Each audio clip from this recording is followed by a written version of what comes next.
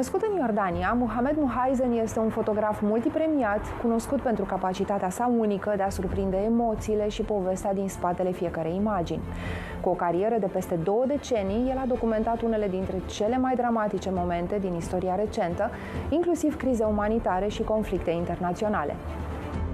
În decursul carierei sale impresionante, Muhammed Muheisen a fost distins de 2 ori cu prestigiosul premiu Pulitzer pentru fotografie, reușind să capteze imagini care ilustrează realități dure, dar care, în același timp, transmit și o profundă empatie pentru subiecții săi. Ca fost fotograf șef al Associated Press pentru Orientul Mijlociu, Pakistan și Afganistan, Muhammed a acoperit conflictele din regiune și a documentat evenimente majore din Europa, Asia, Africa și SUA.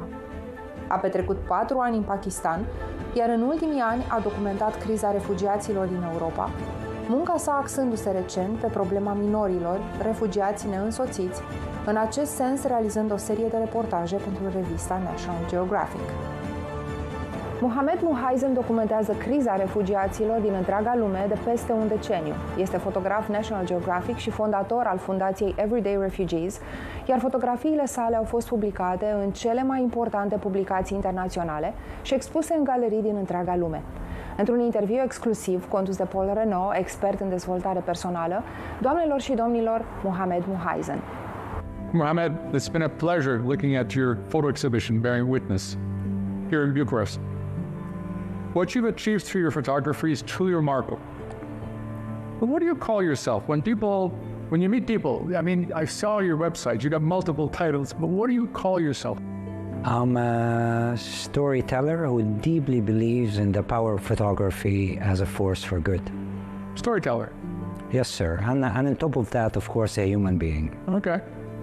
And do they get confused? They came here to see some photographs.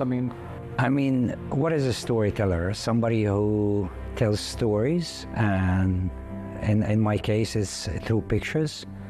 And what I mean by storyteller is someone who tells a story that matters, stories of human beings, and most of these people were forced to leave their homes and hopes and their families and memories behind, and went searching for a new safe home, so their stories matter. Of all the photos that you have in this exhibition, which one is closer to you, closer to your heart, and why? I mean, every picture means a lot to me. I have a personal story, but however, among this exhibition, there is a picture of Zahra. Zahra is a young Syrian refugee girl whom I've been documenting her life for the last almost 9 years. I've seen Zahra growing in front of my eyes and my lens. She lives in Jordan, a Syrian refugee who fled with her family in the summer of 2015, taking refuge in neighboring Jordan. And I keep her story going. There is a hope out there, and we should never stop believing. So given your dedication to document refugee crisis across the world, capturing stories of people forced to leave their homes, what do you believe is a crucial lesson that humanity has yet to learn?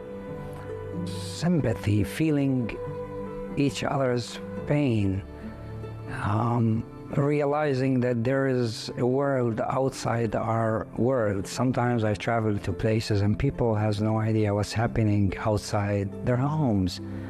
So for me, let's talk about me as a storyteller. These pictures are not just pictures. These are voices, messages, and testimonies.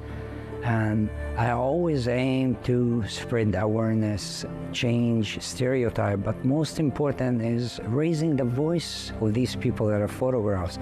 As a citizen of the world, you're Jordanian, you were born in Jerusalem, and now you live in Athens and Amsterdam.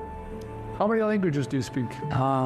You know what? I think I speak dozens of languages. I mean, for me, there is one universal language that I speak, is photography. Photography is a universal language. But I speak English, Arabic. I used to speak fluent French. I speak some Hebrew, some Greek, some Chinese. I mean, Dutch, of course, Arabic. One thing I learned as a photographer, that wherever I travel, it's very important to pick some words from the language of the people you're visiting, because it opens all the doors. I remember working 4 years and a half in Pakistan.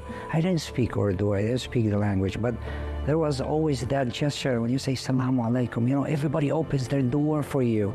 Having been born in a region exposed to conflict, what inspired you to pursue a path of photography? I want to be frank with you. When I fell in love with photography, I was 9 years old.